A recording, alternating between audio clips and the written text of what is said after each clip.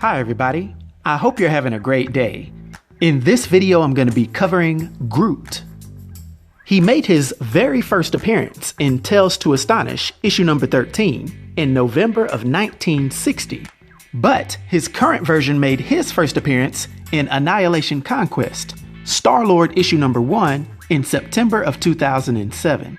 Now Groot has had many different aliases, but to be honest, dude's name is just Groot.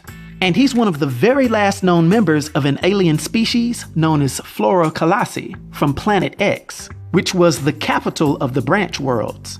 Now this species were powerful humanoid plant-like beings, and due to this, Groot had a variable height and weight, but he would generally max out his height at about 23 feet, and his weight would generally max out around 8,000 pounds. He also having black eyes, no hair, and brownish green skin, similar to something like bark.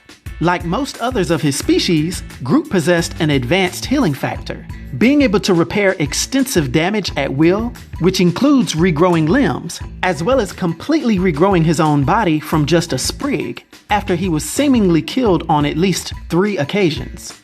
As stated earlier, he can also change his size, as well as his plasticity, and Groot also has vast superhuman strength, being able to lift over 100 tons. And due to his dense wood-like structure, he's also very durable, being virtually immune to most conventional weapons and even some degree of fire. Groot's abilities also extend beyond himself, having a mastery of chlorokinesis, which is the control of other plants, as well as having a unique power to heal other beings, on many occasions exhibiting this medicinal power. And to round this all out, believe it or not, Groot is actually very highly educated and would be considered a genius within his species. Now, long ago when Groot was just a sapling, he started to have differences with fellow members of his race, although he did get along with many of the maintenance mammals on his world. And since he didn't exhibit the brutal nature of many of his species, he was eventually exiled from his home for refusing to participate in the brutal treatment of other races. Groot would set out to explore the galaxies, and this would lead him into space controlled by the Kree, where he would end up imprisoned alongside of Star-Lord's prototype Guardians of the Galaxy team. Groot would join up with this ragtag band of heroes, and would go along with them to fight against the second Annihilation wave. Heroically, he'd then give his life to stop the Phalanx, but this was just the first time he died, and Rocket Raccoon would regrow him from just a sprig. It was at this point that he developed a strong bond with Rocket, who happened to be one of the very few creatures who could understand his language.